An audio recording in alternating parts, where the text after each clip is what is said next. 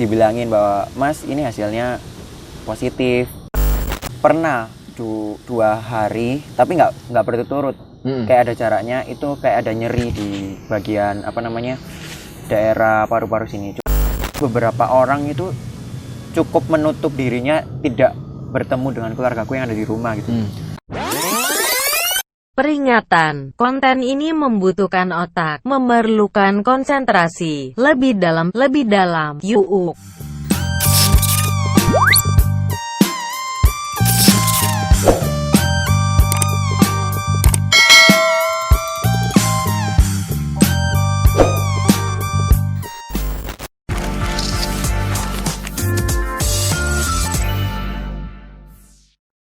Oke, hai, kembali lagi di channel kita, Aldo Tama.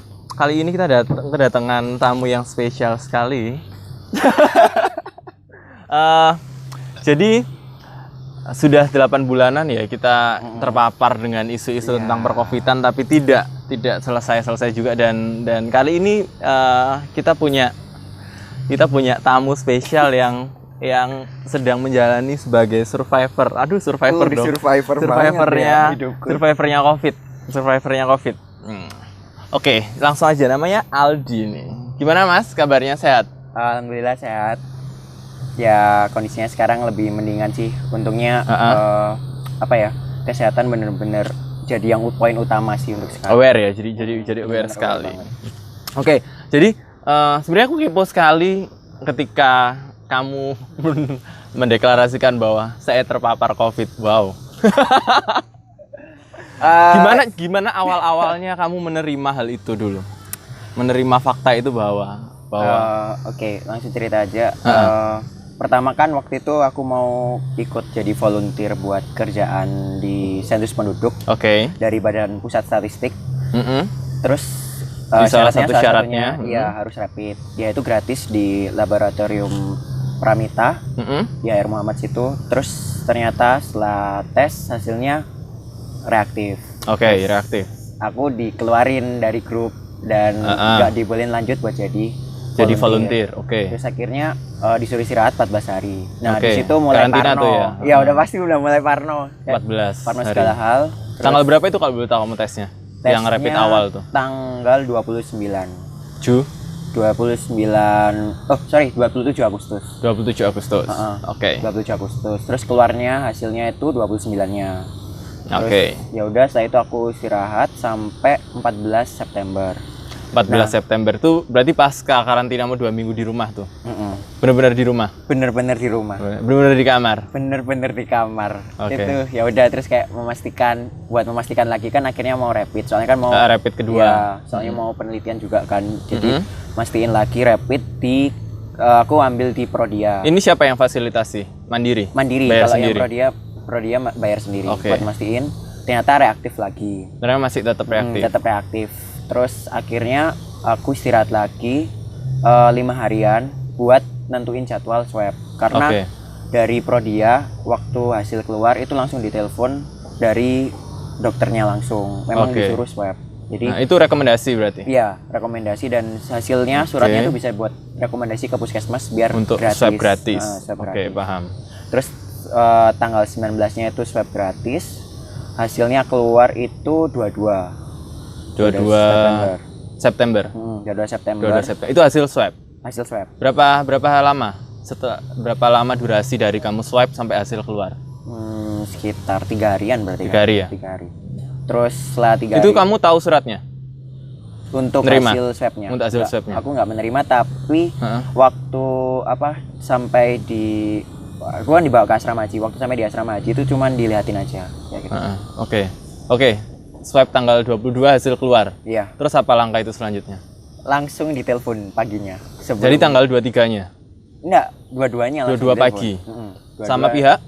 Dari pihak puskesmas. Dari pihak puskesmas. Jadi langsung ditelepon, terus dibilangin bahwa Mas ini hasilnya positif.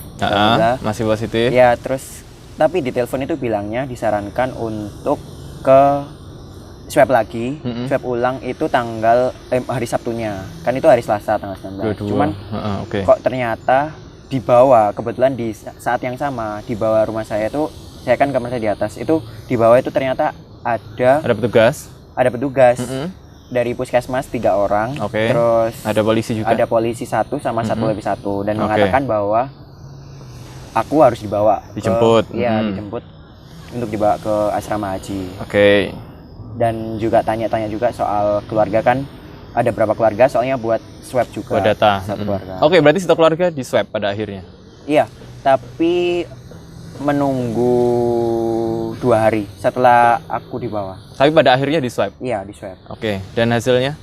Hasilnya untuk adik itu negatif. Adik saya ada 2 itu negatif semua. Terus apa namanya, yang mama itu juga negatif. Tapi mama itu pertama awalnya hasilnya invalid. Jadi mama tes lagi. Terus kalau Mas itu positif. Itu di hasil setelah 2 hari tes itu? Iya. Terus itu kenapa kamu harus dibawa ke RS Haji? Bukannya ke rumah sakit atau apa gitu? Karena selama cari tahu itu katanya kalau yang di asrama haji itu buat yang OTG. Nah, aku termasuk kategori OTG, orang tanpa gejala. Kalau kayak yang di rumah sakit yang pakai ventilator bla bla bla itu yang sudah parah ya? Ya, itu biasanya udah parah kritis, ya? Dan punya ini comorbid. Punya pembawa penyerta, ada penyakit pembawa kayak gitu-gitu. Biasanya dibawa ke rumah sakit soalnya rentan banget komplikasi atau apa. Paham.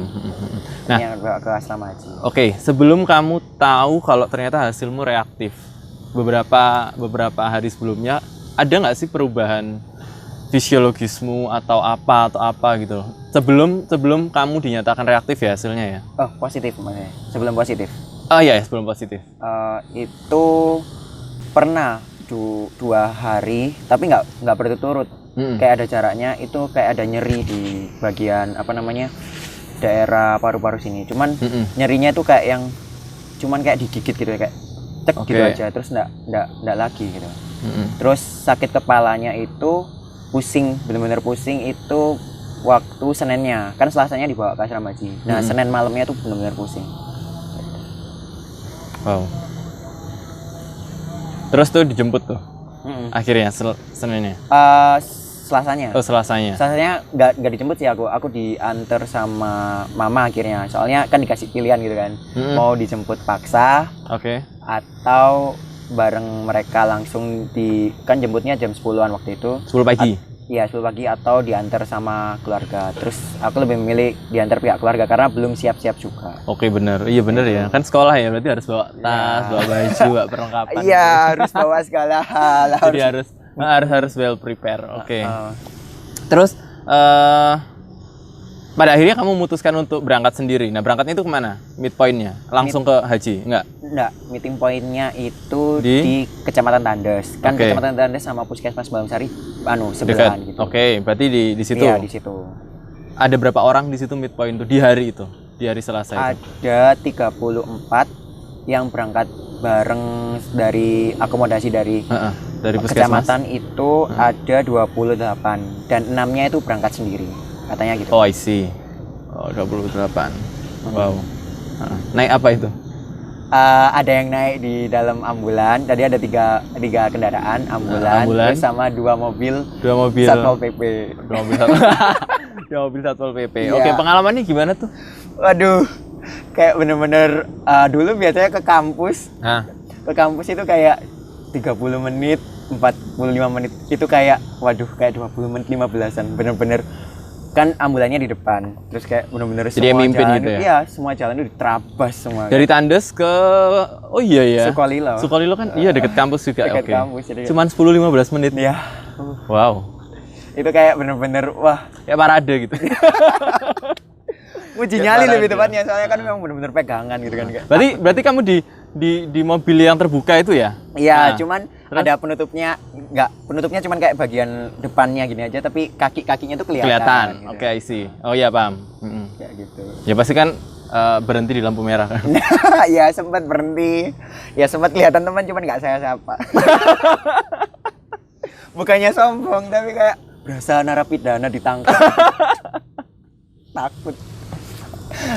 Singkat cerita kamu udah sampailah di haji. Asrama haji. Terus langkah pertama di haji kamu disuruh ngapain? Yang pertama pastinya waktu habis administrasi datang. dulu. Oke, admin. Administrasi dulu. Nama, semua data-data itu dimintain. Terus KTP juga dimintain buat difotokopi kayak gitu kan. Terus setelah itu, setelah administrasi selesai, pembagian kamar. Itu dapat kunci kamar, dapat spray gitu. Sama sarung bantal, terus sama 1 botol minum, 1 liter, 1,5 liter, 1,5, ya. Seperti itu. Terus ya udah, terus diarahin ke kamar masing-masing. Iya, ke kamar masing-masing. Satu kamar berapa orang? 1 orang? Satu kamar kan sedikit cukup luas sih, 4 orang. Tapi ada jaraknya, tiap kasurnya. Iya, pasti lebar banget itu. Terus setelah itu? Itu kan datang. Itu siang tuh berarti datangnya? Iya, siang sampai datangnya sana jam 1-an. Terus sampai sana itu jam 4 sore baru ada check up buat yang buat pasien-pasien yang baru datang. Penghuni baru. Iya, penghuni baru. penghuni baru di check up. Oke. Apa aja tuh untuk check up-nya itu ini tensi pastinya. Oke. Terus habis gitu yang ditaruh di jempol itu kalau nggak salah itu katanya kadar oksigen di tubuh. Oke, benar. Terus sama kayak beberapa hari sebelumnya itu pernah ngerasain gejala apa aja. Terus habis gejala itu klinis ya. Terus temperatur juga, terus punya riwayat penyakit apa enggak. Waktu itu suhumu menurutmu gimana? Panas kah? Aku nggak merasa panas, cuman waktu di temperatur itu 37,5. Oke, paham. Terus ya udah, tapi biasanya kan kalau panas kan ngerasa kayak mata sepet. Iya, benar. Tapi aku nggak merasakan gitu ya, sepet atau tapi apa nggak gitu. merasain kayak gitu. Jadi kayak bener-bener ternyata waktu pakai termo ternyata 37,5. Oke. Itu termo apa? Termogan atau kelek? Termogan. Termogan. Oke. Terus setelah check up ya dimintain data-data juga. Terus habis itu dikasih obat. Apa? Tahu nggak obatnya apa? Salah satunya sih lebih ke menurutku lebih ke vitamin B kompleks. Terus sama ada obat, aku lupa namanya sih. Pokoknya ada 3 kali dalam 1 hari itu, pagi minum, siang, terus sama sore atau malam kayak gitu. Jadi terserah untuk yang ketiganya itu mau sore atau mau tidur kayak gitu. Kisaran kayak gitu. Yaudah. Ada berapa at least berapa obat plus vitamin itu? Ada 4 berapa macam. jenis? 4 macam. Karena aslinya cuman ada 3 macam. Karena aku bilang pernah nyeri di bagian paru. Iya, bagian paru-paru, bagian dada itu. Terus ditanyain sesak apa enggak. Terus ya udah dikasih obat tambahan gitu. Jadi ada 4. Oke, terus selama berapa hari total di asrama? Kamis ya? Masuk, Jumat? Iya. Sebenarnya Kamis sudah bisa pulang, cuman nunggu antrian ya? Ada kuota yang harus keluar ya? Oke. Terus itu berarti ternyata pulangnya Jumat. Jadi Berarti berapa hari? Selasa, Rabu, Kamis, Jumat, 4 hari. Iya, 4 hari. Ngapain aja tuh 4 hari itu?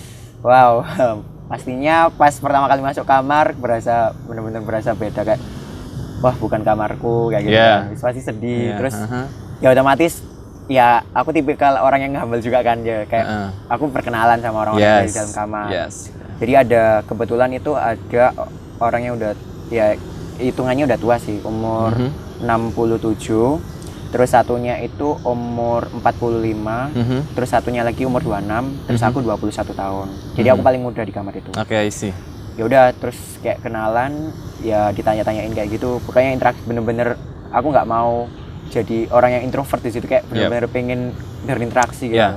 Karena pesan dari temanku sebelumnya yang pernah jadi pasien juga itu, dia bilang kalau bisa cari teman yang banyak biar bener-bener bener-bener rasa bahagia banget di situ gitu. Jangan sampai sistem imunnya tuh turun kayak gitu. Jadi ya udah kenalan, terus makan malam. Karena aku datangnya telat kan, jam 1 datangnya. Makan siangnya tuh datangnya jam 1. Cuman aku baru datangnya kan jam 1, terus belum ngurus administrasi belakangnya. Jadi belum ada kuota makan siang. Nggak dapat kuota makan siang. Jadi aku baru dapat kuota makan malamnya sore. Tapi jam 7 malam itu. Itu makannya bentuk apa aja? Maksudnya macam-macam sih, tiap hari ganti. Tapi salah satunya isinya itu ada ada karbo, nasi, terus ada kalau malam pertamanya tuh lele. Terus habis itu ada sayurnya pasti, terus dapat buah, ada buahnya, terus sama dapat ini ada kayak snack gitu, lebih ke roti tapi. Paham gitu. Terus kalau makan siangnya Kalau makan siangnya itu dapat. Itu makannya rame-rame gitu atau dalam bentuk box gitu? Atau itu prasmanan gitu? Kayak ini, apa namanya? Kayak apa? Kayak berasa orang yang di dalam penjara dikumpulin. Mulutmu. Ya, dikumpulin terus ada mobil bawa makanan wiu wiu wiu beneran? gitu. Iya beneran. Dia kayak bener-bener wiu wiu datang terus habis gitu. Ayo waktunya makan. Jadi kayak bener-bener orang di dalam penjara disuruh keluar dari kamar, keluar semua, terus ya udah waktunya ambil makan. Box berarti? Gitu. Makannya Ya, bentuk box? dalam kotaan gitu. Oke, terus Terus makannya yaudah. di mana?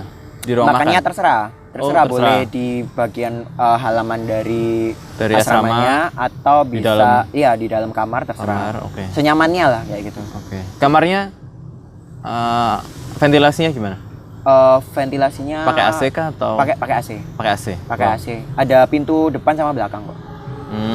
Jadi belakang Kira-kira bisa luasnya dibuka. berapa? Kalau Wah, luasnya mungkin sekitar 3 sampai 4 meter panjangnya. Kalau lebarnya itu mungkin sekitar 3-an.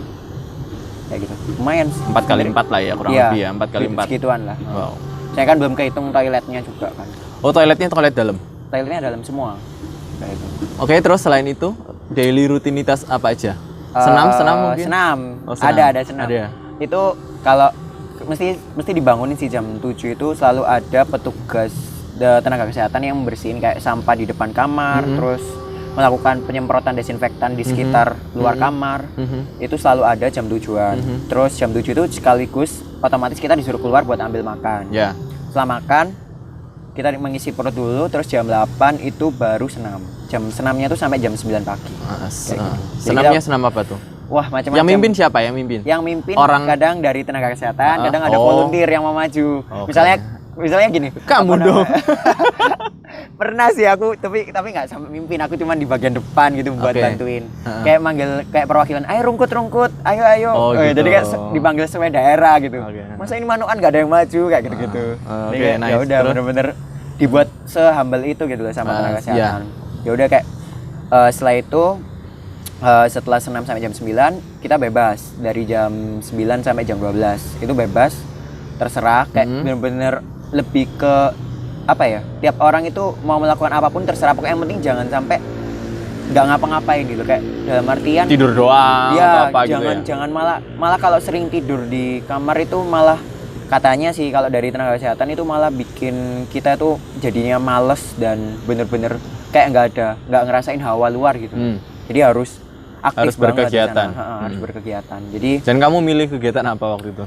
aku lebih ke jalan-jalan sih di sekitar situ. Di sekitar situ. Di sekitar situ. Soalnya kan ada 2 tipe kamar, aku belum ceritain. Ada 2 tipe iya. kamar. Kamar asrama Oke. yang satu kamar 4 orang 4 itu orang. sama satunya itu hotel. Jadi kayak hotelnya asrama haji. Istilahnya kalau buat jamaah haji itu kan ada yang buat yang kelas ekonomi sama yang kelas yang Bisnis ya, atau bisnis. eksekutif. Atau eksekutif atau apa itulah.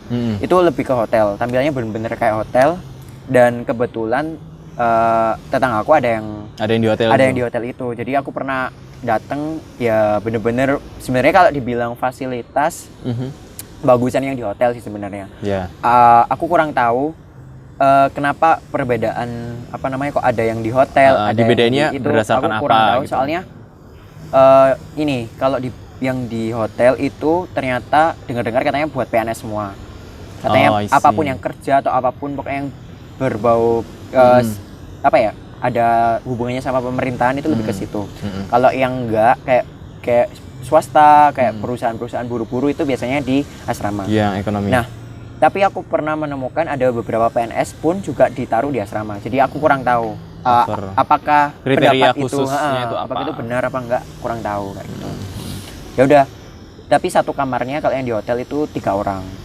Satu kamar cuma 3 orang.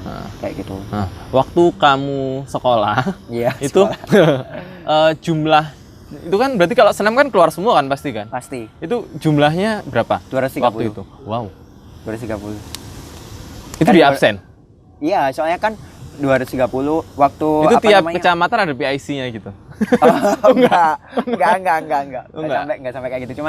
Cuman lebih ke tiap gedung itu kayak ada tenaga kesehatan yang mestinya setiap harinya tuh selalu ngecek Checking. gitu. Kayak gitu. Misalnya ada yang ibu hari ini pulang kayak gitu tuh, ada pemberitahuan. Tapi ada pemberitahuan yang diobrolin di grup kayak gitu. Oke. Di grup WhatsApp ada. buat pasien-pasiennya tuh di situ semua kayak gitu. Oh, berarti ada grup. Iya, grup WhatsApp ada. Waktu saya barusan datang itu udah dapat link, terus aku langsung join. Untuk join ke join grup itu. Kayak gitu. Jadi benar-benar semua informasi ada di situ. Jadi kayak siapa aja yang pulang, siapa yang harus check up. Tiap hari kan harus ada check up. Nah, itu tiap apa? Pagi, sore, siang? Check up-nya tiap sore. Tiap sore? Iya, kalau pagi jarang sih ada check up. Senam doang jam 4 ya. Benar-benar senam jam doang. 4. Kayak gitu. Berarti tiap check up itu diapain? Dites? Lebih ke ditanyain ya keluhan atau apa? Ya, keluhan gitu. Sama yang itu apa kayak termometer bla bla bla kayak yang di hari pertama kayak gitu. Oke. Terus taunya dia pulang atau enggak dari mana? Oh, itu ada swab lagi. Oh, di swab sebelum? Iya, sebelum pengumuman dia pulang itu di swab lagi. Kayak gitu. Nge-swabnya itu setelah 2 minggu dia disekolahkan atau gimana? Enggak, normalnya katanya itu gimana? 3 sampai 4 hari itu berada di asrama baru bisa swab kayak gitu. Karena benar-benar menunggu apa ya? Katanya sih masa inkubasi dari virusnya itu sendiri. Jadi benar-benar nunggu dari 3 sampai 4 harian di situ. Kayak ternyata nanti kalau di swab ternyata hasilnya positif, ya udah tetap masih ya di stay. situ. Kalau negatif ya dieliminasi, kita pulang kayak gitu. Masa inkubasi itu keterangan dari tenaga medis. Iya, keterangan dari tenaga medis. Kayak gitu. 3 sampai 4 hari. Iya, katanya gitu. Rata-rata tenaga medisnya ya pakai hazmat gitu. Iya, pakai APD. Astronot pakai APD. Dan ya sempat waktu swab itu ada jadwal swab, si tenaga medisnya benar-benar pusing dan kecapean, akhirnya hampir mau pingsan kayak gitu. Terus akhirnya ditepiin, terus kayak harus buka APD gitu. Iya, ngap ya. Sangat Ada berapa tenaga medis kurang lebih dalam satu shift-nya? Dalam satu shift kalau buat bersih-bersih. Untuk menangani berapa total 200-an orang itu? Untuk di satu gedung kayaknya sekitar 10. Satu gedung asrama. Ada berapa gedung? 3, 2. Untuk asramanya itu ada 3. Asramanya ada 3. Terus itu tiap satu gedungnya itu ada sekitar 28 kamar. 28 kamar dengan masing-masingnya 4 bed. Ya tinggal kali sendiri lah ya. Iya, kayak gitu. Oke. Terus untuk yang di hotel aku kurang tahu sih jumlah. Iya, jumlah dari gedungnya. Tenaga. Iya, jumlah kamarnya juga, terus jumlah tenaga medisnya berapa juga kurang tahu. Tapi katanya per lantai itu 20 kamar kayak gitu. Ada kemarin aku waktu naik lift itu ada 4 lantai sih. 1 2 3 4. Ada 2 hotel. Kayak gitu. Dan katanya nggak semua kamar yang di hotel itu dipakai katanya. Ya paham. Gitu sih. Terus singkat cerita sudahlah kamu 4 hari itu terus pulang itu pulang sendiri. Aku bareng sama tetanggaku yang kebetulan dia juga negatif juga, di hari keempat itu. Ya, masuknya bareng? Masuknya bareng. Oh, masuknya bareng. Masuknya bareng juga kebetulan. Oke. Terus pulang bareng. Pulangnya naik apa? Pribadi? Dia dijemput pribadi sama keluarganya, bawa mobil. Ya udah, terus bareng. Kebetulan cuman beda beberapa rumah aja sih, jadinya bareng kayak gitu. Terus sudah sampai rumah, terus respon orang rumah? Rumah itu maksudku ya lingkungan juga pastinya. Lingkungan. Untuk lingkungan sebenarnya waktu aku datang itu sekitar tetangga-tetangga itu nggak ada yang tahu. Nggak ada yang tahu kalau aku udah pulang. Jam berapa itu pulangnya emang? Aku pulangnya maghrib. Kan aku aslinya pulangnya Kamis. Ya. Cuman ternyata pulangnya Jumat jam 2 siang. Jumat siang. Dari asrama haji itu. Terus ya udah sampai rumah sekitar jam 3:30-an soalnya benar-benar macet. Ya udah setengah. Nggak pakai ambulan ya? Iya, soalnya nggak pakai ambulan, nggak ada yang ngawal ini. Ninut. Oke, iya. Terus. Ya udah terus sampai jam 3:30 sampai rumah. Ya keluarga benar-benar seneng sih, kayak benar-benar alhamdulillah bisa ketemu lagi gitu kan. Terus tapi di lain sisi waktu itu aku belum dengar hasil dari keluargaku. Jadi waktu aku pulang hasil dari keluargaku itu belum ada. Ternyata keluarnya itu, karena aku pulang Jumat, keluarnya tuh Senin depannya baru keluar hasilnya semua itu. Dan mamaku invalid kan. Akhirnya Rabunya baru tes lagi mama. Tes swab lagi. Iya, swab lagi. Jadi kayak gitu sih.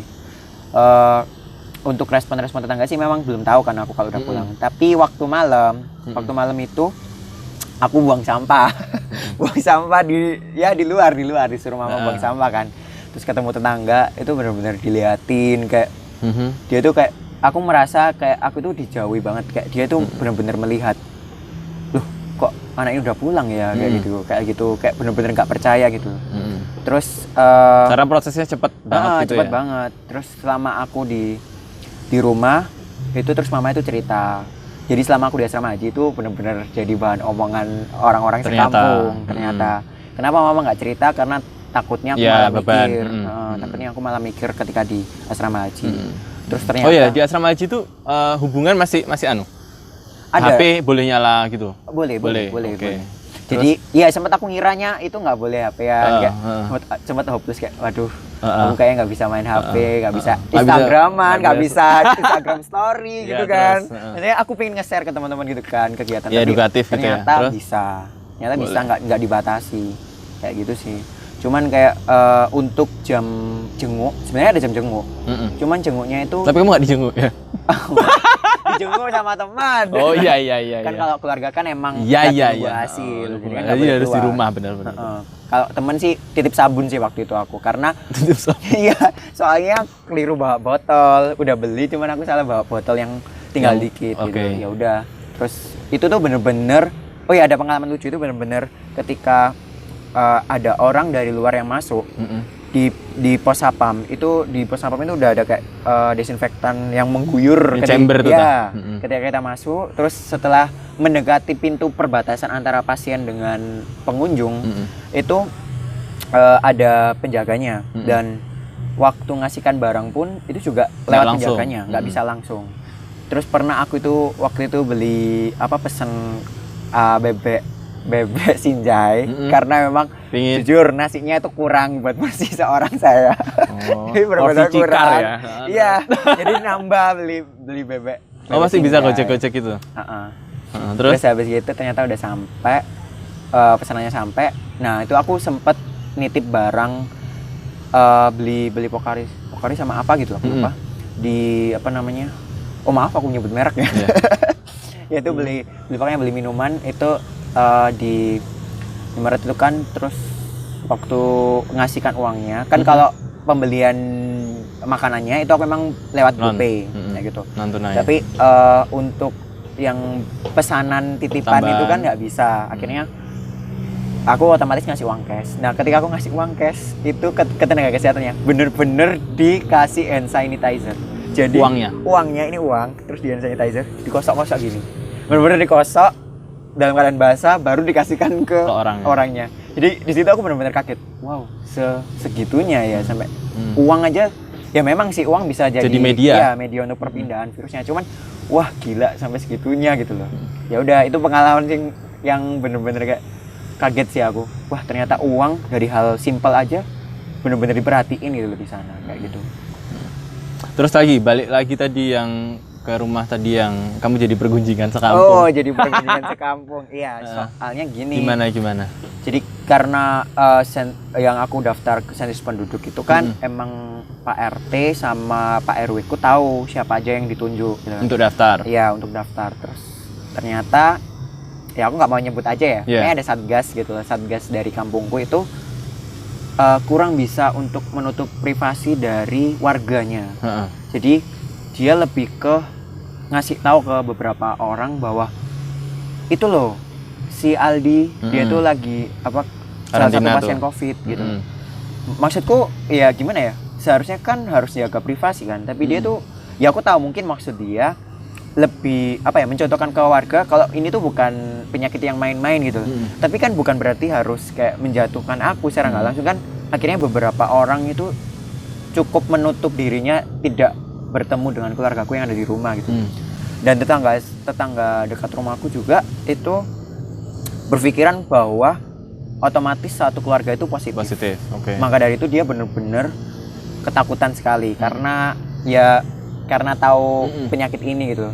Dan ada momen ketika kan kalau di rumahku kan adekku dapat permakanan dari kota Surabaya. Oh iya, Nah, itu. dapat dari dinsos. Nah, tetangga aku itu juga didaftarin sama mamaku buat dapat permakanan. Nah, ketika si drivernya nganterin apa namanya permakanannya, dia tuh bener-bener pakai baju yang pakai baju yang lengannya itu panjang, pakai hand glove, pakai ini yang nganter? face shield. Bukan.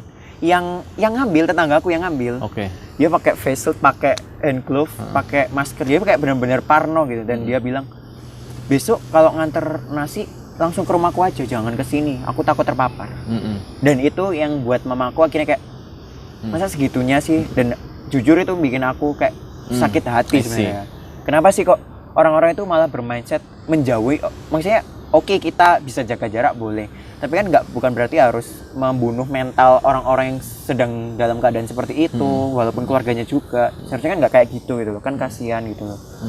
Aku cuman kepikiran si mama aja sih, takutnya mama overthinking terkait hal itu. Sampai sekarang? Iya, sampai sekarang. Oh my God. Dulu tetangga itu benar-benar kayak saudara, dan sekarang udah kayak udah kayak musuh dalam selimut. Masih khawatir banget ya. Wah, benar-benar khawatir. Rumahnya cukup tertutup banget. Tiap hari benar-benar tertutup. Sekampung itu. Deket rumahku, sebelah rumahku juga tertutup sih. Benar-benar seberang rumah, serong, terus sebelah tertutup, dan ya udah cukup jadi bahan omongan. Dan akhirnya ada beberapa orang yang open minded, mereka mampir ke rumah bertanya-tanya untuk memastikan pembicaraan yang ada di kampung ternyata nggak sesuai dengan apa yang diceritain sama mama, bahwa orang-orang itu udah berpikiran kalau satu rumah itu positif. Gitu. Ternyata ya enggak, cuman memang masku sama aku, dan mamaku sama adekku yang dua itu alhamdulillah negatif semua. Dan ya itu yang aku sayangkan, itu kenapa sih orang-orang kok gampang percaya omongan yang dari lambe ke lambe gitu, kayak waduh, itu bener-bener emang mulut tetangga itu waduh, luar biasa. pulang malam aja udah ditanyain apalagi kayak gini kan. Nah itu menurutku itu seharusnya itu ada edukasi gitu mereka kepada orang-orang yang terlalu overthinking terkait hal ini gitu loh. Boleh kita aware terhadap penyakit ini, tapi kan bukan berarti kita waspada boleh, cuman nggak boleh lah kita kayak langsung lebih ke judgement dan menjatuhkan mental pasien atau keluarga dari pasien kayak gitu. I see. Terus selama kamu sekolah atau sebelum dites bla bla bla itu, apakah RT update soal hal itu? Pihak RT RW? Iya, menghubungi. Update kan? Menghubungi. Dan puskesmas di daerah, kan rumah saya Manoan. Jadi puskesmas Manoan Kulon itu juga ngehubungin. Jadi ngehubungin mama, ngehubungin orang rumah, juga ngehubungin akunya di sana gimana kayak gitu. Bener-bener dikontrol sih. Ya. Oh, berarti bener. Terus sekarang kegiatannya ngapain setelah ini? Setelah waktu hasilnya keluar itu kan boleh pulang. Itu di suratnya itu ada tulisannya bahwa harus istirahat 9 hari. Itu setiap orang beda-beda. Ada yang 12 hari, ada yang 7 hari. Masku kemarin 7 hari, aku 9 hari. Jadi harus benar-benar di rumah selama 9 hari itu. Dan setelah aku pulang, diperbolehkan untuk pulang dan diperbolehkan untuk keluar, sudah boleh setelah keluar dari 9 hari kamu pulang. Aku masih belum berani. Sebenarnya aku masih belum berani, masih parno. Makanya takut membawa lagi karena aku tanpa gejala kan. Sampai kamu nunggu 14? Enggak. Aku kasih jeda 2 hari setelah itu, jadi 11 hari.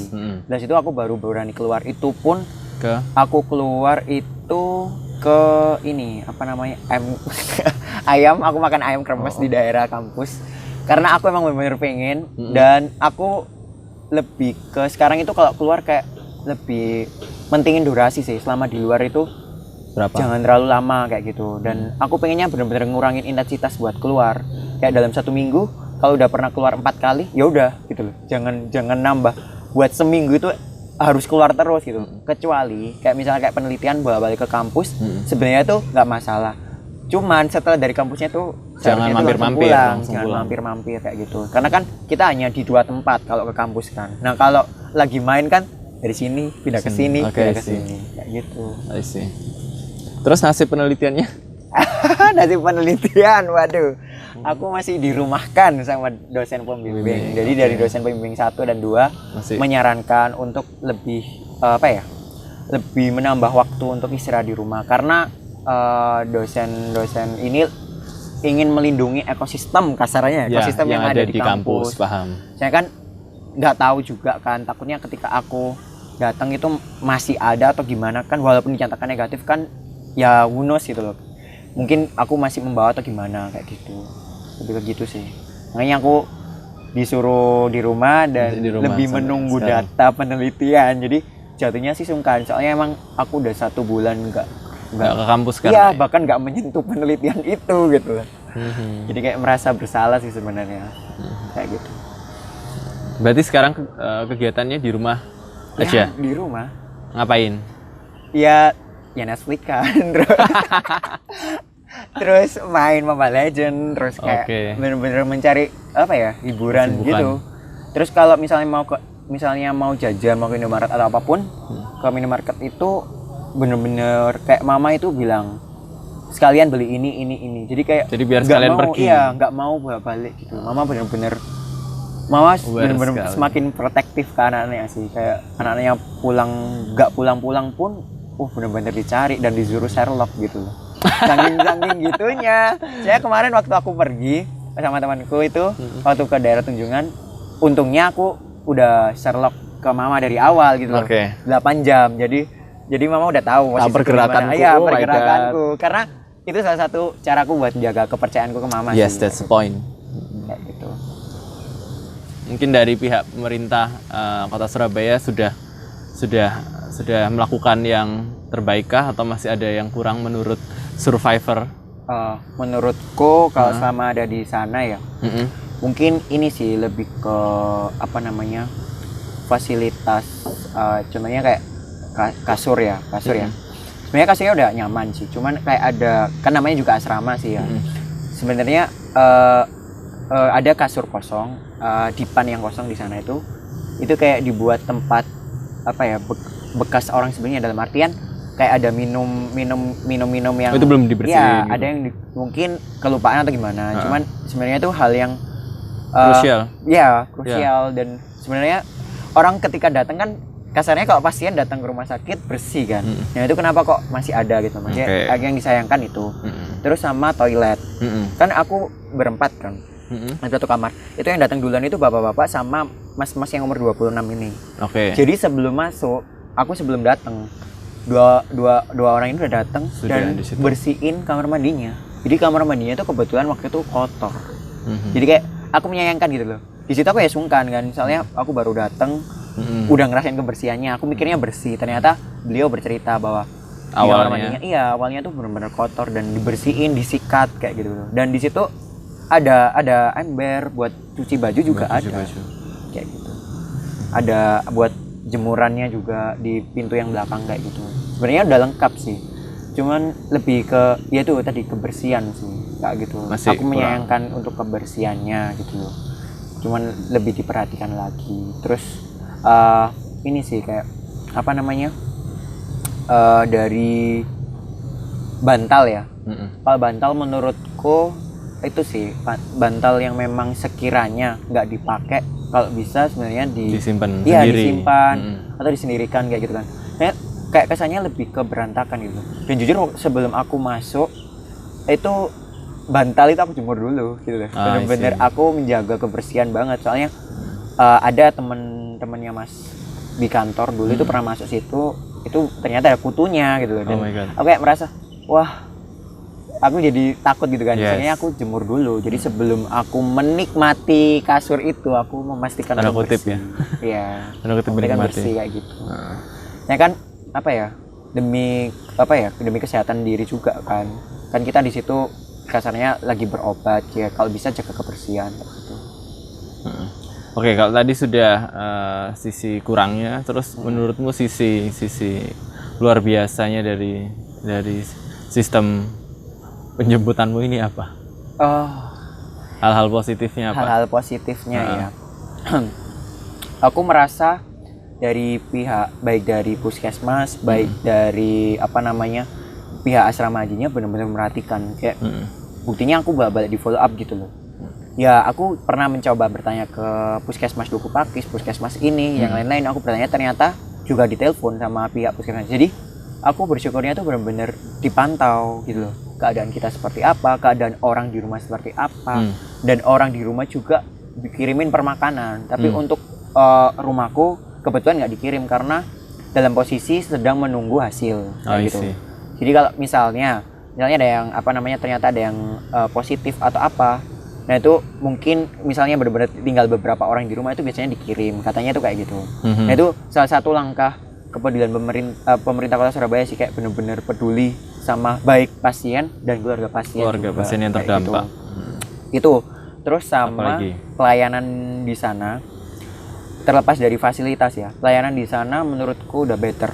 Dan ketika check up, kayak protokol kesehatannya benar-benar dilakukan dengan baik gitu di sana. Dan juga difasilitasi kayak ada buat olahraga, buat kebutuhan di sana itu kayak makan dan minumnya terpenuhi, kita dapat jamu, kita dapat vitamin. Dapat jamu. Iya, dapat jamu juga. Dapat jamu. Ya walaupun aku nggak suka sih sebenarnya jamunya tuh, nggak suka. Bener-bener kayak jahe banget gitu rasanya. Aduh, nggak kuat aku. Ya terbiasa minum cola kan, terus minum jamu itu kayak hal yang wow. Biasa junk food, drink food terus itu sih. Terus sama ini, untuk ketika kepulangan kita juga ditanyakan, jadi mau diantar puskesmas, dijemput puskesmas apa enggak. Jadi benar-benar kita tuh diakomodasi dan kita benar-benar diperhatikan. Kalau ketika sampai rumah kita harus laporan. Bener-bener. Jadi aku ketika sampai rumah itu aku laporan ke puskesmas bahwa aku sudah pulang dan aku udah mendapatkan hasil, ini hasilnya kayak gitu. Jadi yang ada di singkat ceritanya lebih ke birokrasi kan kayak gitu. Lebih ke birokrasi yang dilaksanain di situ benar-benar terjaga dan benar-benar diperhatikan gitu loh.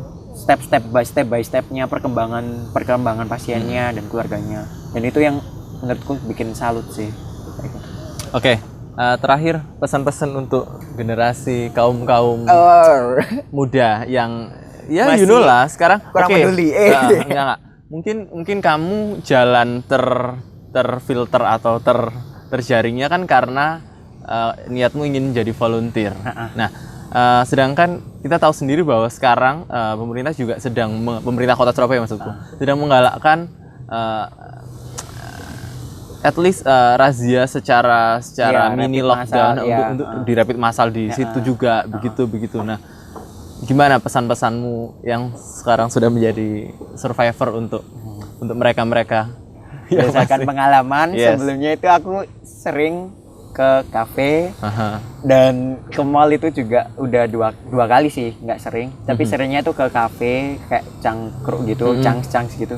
Jadi menurutku coba pertimbangin sih, ketika kalian membuang waktu kalian buat cangs itu bener-bener penting apa enggak.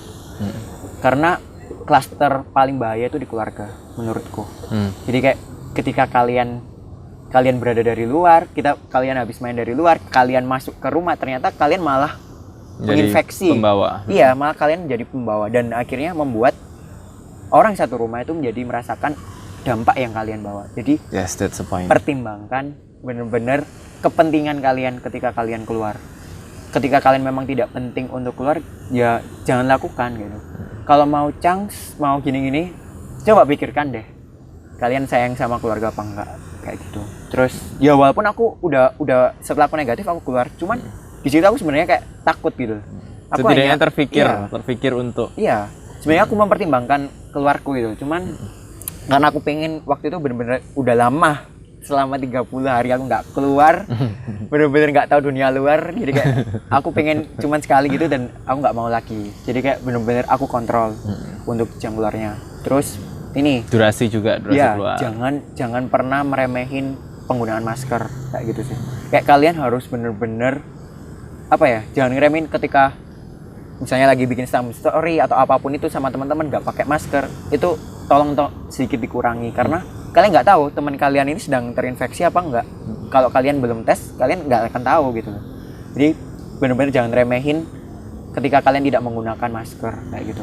Itu adalah salah satu tindakan preventif. Iya, tindakan preventif kalian untuk menyelamatkan diri kalian dan teman orang kalian di sekitar kalian kayak gitu. Oke, gitu ya.